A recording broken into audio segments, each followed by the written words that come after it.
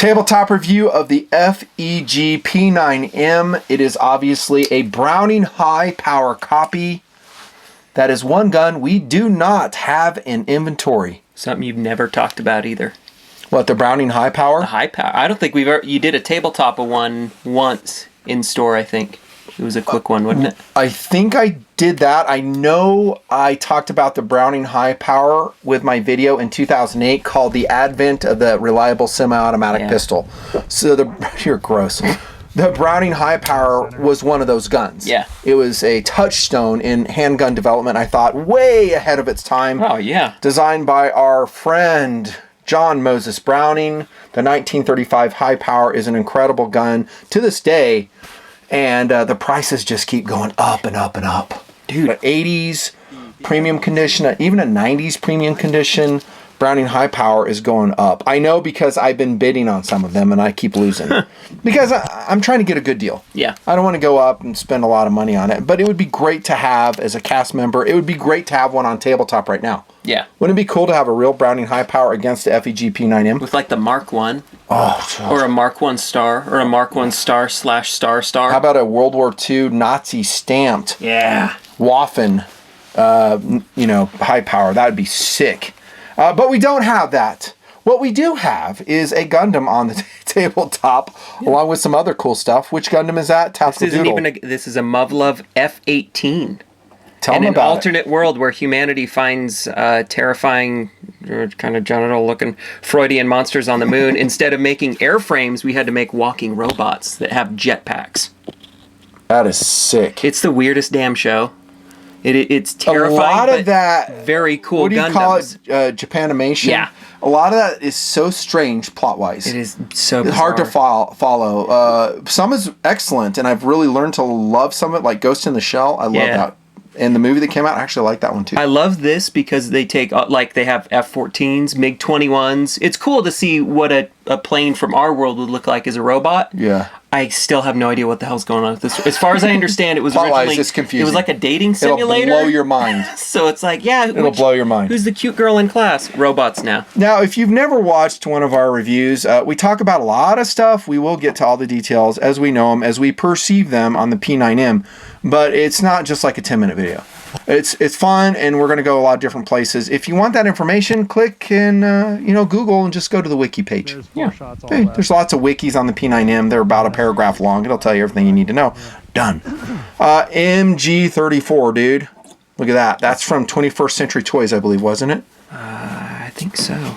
Man, I wish we had one of these in real life. That's probably my favorite gun in the entire world. Dude, MG34 is sick. The quality, the machining, the amount of... Dude, it's awesome. As you just showed me, the quick barrel change on the MG34. It's awesome. Crazy, crazy good. Tell them what that plane is, dude. A6 Intruder, coolest one around. This is, wow, lots of my favorites. This is probably my favorite plane, too. Of all fighter aircraft? Yeah, the A6? Yeah, it's handsome. It is cool. Look at it. It is cool. Great proportions. Last flight of the Intruder. Very interesting look. I've said it before. I'll say it again. According to my dad, who was a forward air controller in Vietnam, he had a lot of combat experience working with all the Navy, Air Force, Marines, Guard, active duty components. He said the A6 was a great delivery platform. He's like, they would really deliver accurately. That and the A1 Skyraider. Yeah. He's like, the Skyraider and the A6s got it done. They wouldn't drop from like 8,000 feet going 500 knots like some of the F4s would. So he loved it. He didn't work with the Navy a lot, but he said when he did, it was a great platform. And in my Air Force career, I did talk to some guys that had A6 experience, and they said the same thing. It's like, it's a really stable platform. Subsonic. It's not an afterburning aircraft. What were you going to say? I just remember it having pretty ahead of its time, like terrain mapping capability. Didn't it have like a cool CRT tube or something so they could fly it in all weather? Are you thinking the F-111? The F-111 definitely had TFR.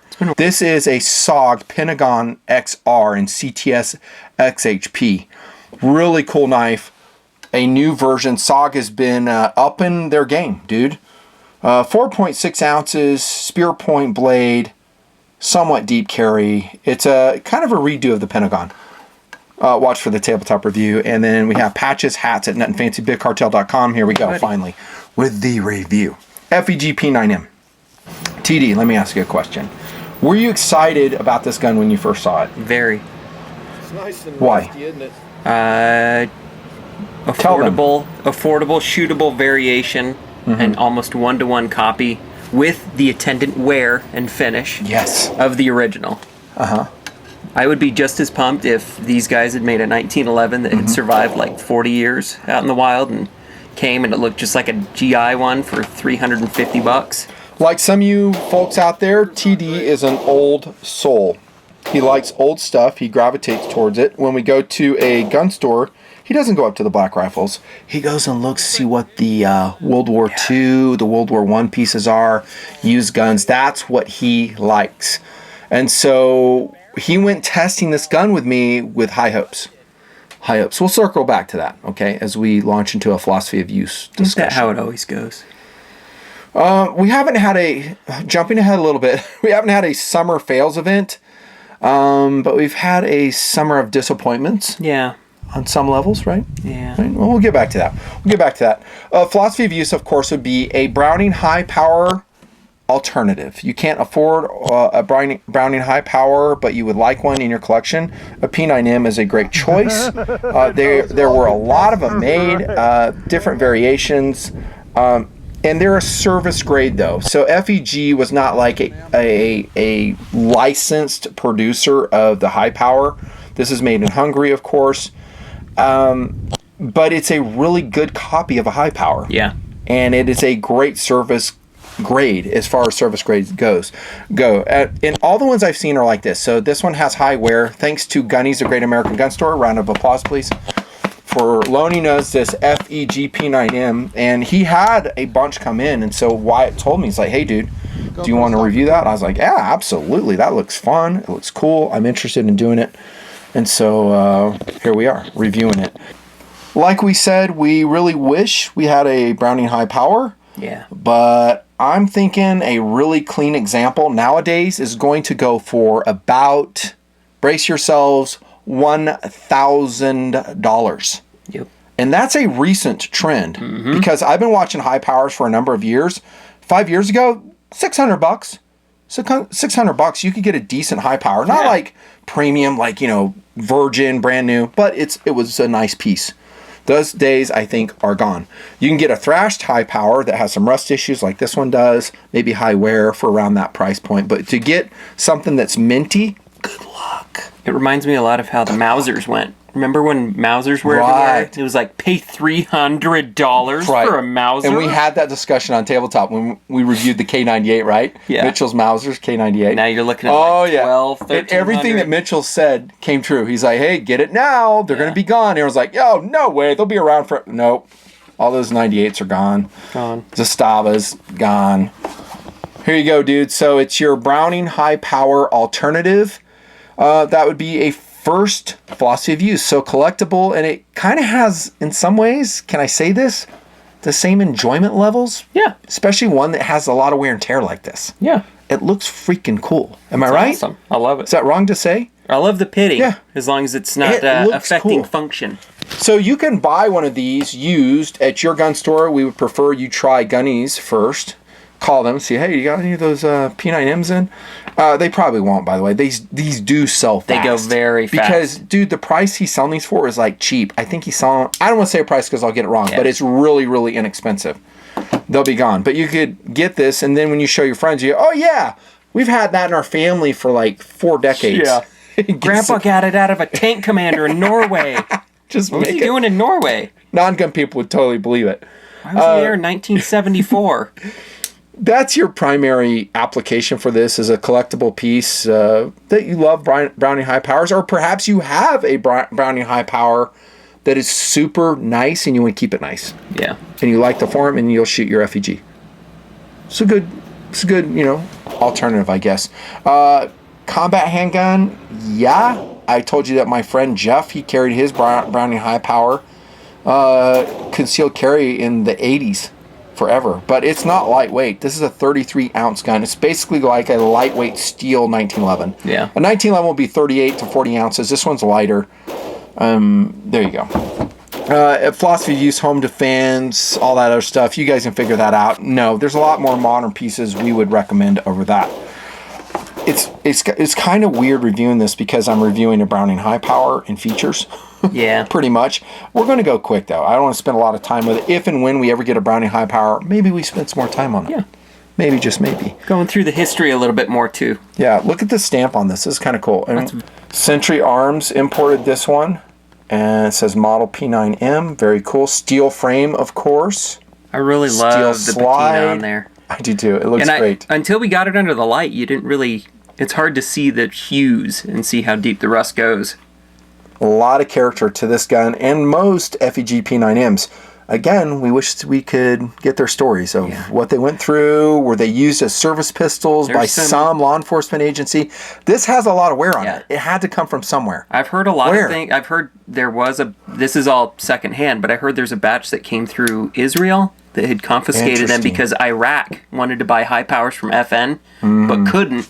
So they approached FEG in Hungary and had them build a bunch of them. And supposedly, at least the way I was told, they did the stamps and everything to make it look just like the FN. So a fake high counterfeit power. And some people say this is a fake high power. It's not. It's not roll marked as a Browning high power. It says FEG right here. It's an homage, if you will. It's a very close replica, but whatever. The trigger guard on high powers is pretty small. You know, is it perfect? No. Kind of squared off, though. I like that. That was a cutting edge feature in the time. I love the scalloping of the frame. I just love it. I love the scalloping of the slide. I've always loved that. The trigger on this is absolutely atrocious. We didn't measure it, but on this FEG P9M, we hated it. Am I wrong, Tactical Doodle? Yeah, I had a hard time with it. Yeah, it wasn't great. I couldn't deliver that much We'll get back accuracy. to that again. On a high power, I would expect it to be better. It's been so long since I've shot one, I don't really remember, but I think it was better than this. I used to think they were super accurate. For some reason, I just remember being a kid and seeing this in the hand of the elite, Zhejian and the Euro SWAT teams. Did the British SAS use high powers for a while? Oh, yeah. Yeah, and there were some other elite operators and armies. You can look it up in Wiki again. There are tons, but this is not a high power. It's a wannabe high power of sorts. There are some differences visually and aesthetically, as you can see, but it follows the lines pretty closely. I love the slide release on FEG. Yeah. It's so excellent. It's easy to access. It's still low profile, ergonomic, 1911 style of slide serrations. Grab that FX45 over there. We have a modern production FX45 reviewed separately, like that. We bought this, by the way. We bought this from Gunny's, the Great American Gun Store, so we could have it as a cast member because it's kind of a GI-ish 1911, and TD would not let me not buy it. True or false? It was a great deal. It still is a great deal. So inexpensive. If you're lusting after the CMP ones, and you're thinking, well, maybe in 6 years I'll get through the wait list and pay $1,400. Oh, dude. Get a American Tactical FX45. They shoot great. But the same slide serrations as a 1911, which is what was going on in the period, and this is what copies them. Has kind of some earlier production Browning high power sights to it, so they're low profile. Don't expect a lot of high contrast here. Don't expect quick acquisition here. It's old school. And I think they took this hammer design off the FN GP35. This one, and of course their high power had all types of different hammers. Don't quote me on that, but I think that's what they did. Here's your safety, and it's crude. It's service grade, as is the overall finish, even if it was new. You have plastic grips on this, and the standard outstanding Browning high power grip. Oh my gosh, do I love the grip of high power, always have. And then the rounds count on this, like the 1990s ones had, what, 14 rounds, I think. And this is a 15-round aftermarket Mekgar running in FEG. So, not the original magazine, of course. There's your pretty thrashed magwell. Look at that, dude. How much wear and tear that has. That is awesome. And there's your lanyard loop here. I think the high powers have it differently, right? That's a very foreign service thing. The lanyard. Yeah. It's a very World War I thing. Yeah. Because World War I was transitioning from the cavalry to mechanized warfare. And so a cavalry officer almost always would have his pistol lanyarded to his person. Because while you're riding a horse, if you drop it, at least you don't lose your pistol. And that carried over to World War I and actually into World War II. Yeah. It's funny, when I started TMP, there was a push for a while to always have your gun lanyarded to you. Yeah. Remember that? When Iraq War kicked off and Afghanistan operations were going on. And then that kind of just went away. You don't see it anymore because I think people realize having a lanyard or a coiled phone cord type thing just gets in the way. Airborne troops are different. Maybe some helicopter guys, airborne assault troops. I think they still lanyard I up. seem to remember that era being big on lanyards and like holding the knife and the pistol. Do you remember that? That was like a thing for a while. I remember seeing that on some mag covers. They're like, yeah, this is the proper way to do CQ. You're ready for anything. Did you see it on the X-Files? Yeah, Mulder did it all the time. I know they held the flashlight that way. That's Jam that thing right into alien necks. That's so We funny. come in. Single action only, bros. So if you think this is a double action pistol, they did make variations of the high power that way. What was it, BDA? Yeah. BDA was that way. This is a single action gun. So it's going to be condition 1, cocked and locked. This is how you carry it if you want to be ready. And there you go. It's just like a 1911 pretty much. Again, a pretty awful trigger. So bad. Manufactured from the mid-1980s to the late 1990s, I believe, the FEG P9M. And the lockup is standard Browning, I think. So they have the barrel locking lugs mate with a slide here. If you're going to buy one of these, you might want to field strip it and take a look at your barrel and your locking lugs and make sure they mate up nicely after you take the barrel out, if you want to go to that much hassle. And also, look at this. Look how rusted that barrel is right here. Maybe not buy one like that, or maybe do. Maybe you like that, because you can actually burnish that off. Yeah. To us, it's kind of cool for the tabletop review. But I would look at how that mates up. And P9Ms have a different system of camming the barrel to the slide. Some use a Browning cam link system, and others use like a Smith & Wesson system. And I don't think that's readily apparent in the style. I think there's something like the cross leg will tell you. Yeah, get the original. Get the Mark 1 FEG, otherwise you're looking at some compatibility issues. Are you? Yeah. Like, I know the P9M, I think it's got the 3-dot sights and stuff. It won't take the same mags as this. And it doesn't have the same parts common out. Like, for a while, people use these as race gun bases, because you could just jam whatever high power parts you want. Interesting. It was a great, cheap. There is a lot of part interchangeability, but the barrel, maybe not so much. Yeah. And I think this has a 3-lug barrel camming system in it. I'm not taking it apart to check, though. Let me check it inside here. Yeah, whatever. Here's a look inside this one right here, using the Olight S20, the old school S20. And my battery's about done, dude. I don't know if I have enough juice to even show them. Take a look down in here. And actually this, even though it's rusted on the outside, the inside looks pretty decent with this particular example. And that's pretty much features down and dirty. It's service grade, and like a basic high power, there's not a lot of extras. In other words, we don't have a matte finish slide or serrated on the top. You don't have the cool 1,000-yard leaf sight. No, I love that sight. That's my favorite sight on a Browning high power. The stock. Yeah, you have basic sights, plastic grips. It's service grade. Yeah. How did it shoot? Tactical Doodle, and let's circle back like we promised to your enthusiasm level. I couldn't shoot it. It kind of sucked for shootability. I will tell you, the one thing that I felt was really kind of giving me issues was the sight. It seems like I wish this were a little bit skinnier in the back. Really? Yeah, because I felt like there was a bit of sight, because I kept wondering where I was kind of hovering. There's a little bit of play left to right. Okay. Yeah, I myself did not have a problem with the sights. I've shot a lot of handguns to include 1911s with these basic sights, and I love them because they're fine.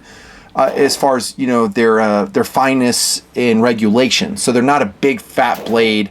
They're not combat sights. They're more target sights that are representative of the era. What I didn't like about this gun, first and foremost, is when Sean and I took it out. Sean, the TMPer, thanks Sean for helping me test it. We had a lot of stoppages. It was not running at all, and so we did field strip it. Maybe I have video of this, maybe I don't, and we lubricated it. And after we lubricated it, it was 100%. So this is one of those guns, unlike your modern Glock, unlike a SIG, unlike your CZ P10, this needs lubrication to run properly. No wonder. It's a 1930s design. It's probably been sitting in a security officer holster for the last 50 years. True. And then it was 100%. but it's still this particular FEG P9M and probably all, surplus ones that are coming into the country. I don't really enjoy shooting it. I think the trigger absolutely is atrocious. I could demonstrate reset and all that stuff, but who cares? It's a relic gun. Yeah. There you go. Accuracy, here we go. This is Sean the TMPer, I believe, and this is at 9 yards standing operationally. I'll go fast. These aren't great groups for a modern 9mm, and Sean is a really good shooter. There's a good group there. Here's TacticalDoodle at an indoor range. This is 10 yards. Actually, that's a decent group, dude, with a gun. Yeah. That's not bad. One that was okay. There's TD again, and that's more representative. And here's me at 10 yards. This is an indoor range, and notice it's shooting very high left. This is my point of aim. Anytime you see an X with POA, that's point of aim. And I'm compensating, trying to get him in the orange. And that's me really, really trying with the gun. Yeah. And I'm a pretty good shooter, I think, and I had a hard time with this gun. A really hard time. I gave myself an up arrow exclamation point because that's one of my better groups. Point of aim right here. Really good group. It's a bummer because it's bad single trigger, action. hard to hit with. Bad trigger, hard to hit with. That's your takeaway. You'd think it would be Point of aim, lot better. high left. Reliable after we lubed it, not accurate. I would say accuracy is fair. Fair with an FEG P9M. Again, it'd be really interesting later on in TMP if we do a Browning high power. Yeah. And to see if it does a lot better. Something tells me it's going to do somewhat better. Oh, I'm almost positive. Yeah. If it doesn't, I'd be super disappointed. I don't think that the people that used it for so long would have accepted it being that inaccurate. Now, let's be fair to this gun. We don't know how many rounds have gone through it. Oh, yeah. Although the rifling is sharp, you have to see some rust on the exterior of the barrel. But the inside, like we said, is good. The locking between the lugs and the slides seem to be excellent on this example. Who knows? But that's pretty much the best we could do with it. I would call it at 10 yards with a standard shooter, a 4-inch gun. Which is surprising. Just about, yeah. Surprising. But it's a service grade. It's super affordable. If you're looking to put something into your collection that's super cool and super affordable and looks great, doesn't this present good? So if you put this on a presentation box of some sort and your friends see it, they're going to say, oh, dude, World War II gun, right? Especially if you and it cost you $275. Yeah, these are more World War II-ish. They also had brown. I've seen that. Oh, yeah. It's kind of a hard choice. That's cool. Alternatives kind of along the same line. Show them what you got there, TacticalDoodle. This one, much like you knew the high power would be improving in value over time, I'm kind of thinking this one will have it too. I called this one too. In my review, I said it. The Smith & Wesson Model 59. Oh, how we love it here in the project. TacticalDoodle, what do you think? Jump on it now. It's going to go up. Just like $500 high powers. Right. Did you click around looking at what the prices are doing right now? Snapshot on the Model 59, not like a 5900 series. 59 no dash, I would say about 400 street. You can do less than that in poor condition. Dude. You can do more than that and whatever I would options. Jump on a really clean 59 like this without even thinking about it. Look, I have an extended Met Guard magazine in there for more rounds. Go watch my tabletop review. We love the 59. It's accurate, reliable, fun to shoot. It represents that era of pistol, the Wonder 9 when it came out. This is another one of the guns I talked about, or the advent of the reliable semi-automatic pistol. It was a Beretta Model 92, the H&K P9M M13, the CZ75, of which we have one right here. That gun is in the same era, and the SIGs, the earlier SIGs, the BDAs. Dude, all these guns are great. And like, let me ask you this though. So Model 59, we've established that's special, cool, different. It's different. So this has a World War II affiliation. This outline of a gun, Browning high power. This is a P9M. This has more of a law enforcement affiliation, and that second cool is important to people. But my question is this: between a CZ75, maybe an older beat up one, and the FEG P9M, what would you go for? Probably the 75. If it's well built. Me too. A good 70. Yeah. 59 is good, but it kind of has a quality threshold limit. Okay. It kind of, a well-built 75 will school it. Okay. I don't know if I totally agree with that. Because I'm thinking of a Warsaw Pact CZ75, one that has cruder manufacture, yeah, maybe not. something that would compare with this that I can get for less money, that shoots very good, Yeah. but if you look at it and open it up, you see machining marks and all that crudeness that Warsaw Pact, our Cold War era CZ75s are known for. I've never even seen those. I would still probably go, knowing what I know about this gun, I would go with the CZ75. Yeah. Between these two guns, I go 59 all day long, knowing what I know now, even if this is more expensive. Yeah. That being said, though, and we're going to wrap it up right now, the FEG P9M, for what it is and its low price, is still worthy of your consideration. Absolutely. Keep it lubed up, clean it up, don't refinish it, don't Duracoat it, leave it thrashed, maybe carefully take the rust off of it and just preserve it. For the low price paid, the amount of enjoyment you can get from it, Oh, yeah. totally worth it. So surprisingly, we'll give it a recommend. Yeah. Just because it's so low priced. If this was like an $800 gun, we'd say, That would no be- way. yeah, it would never work. But it's a couple $100, $300, whatever you're going to pay for it. It's recommended. Nothing fancy project. Thank you so much for clicking on the video, sticking with us throughout the years, being a TMP donor, allowing us to continue this workload. It's a lot. TD and I, for instance, just today, actually not today, it was today, yesterday, and the day before, we've put in 10 hours every day, true or false. Yep. Yeah, we do it because our community supports us so well, and we'll continue to do so. Thanks so much. We'll see ya. You buddy.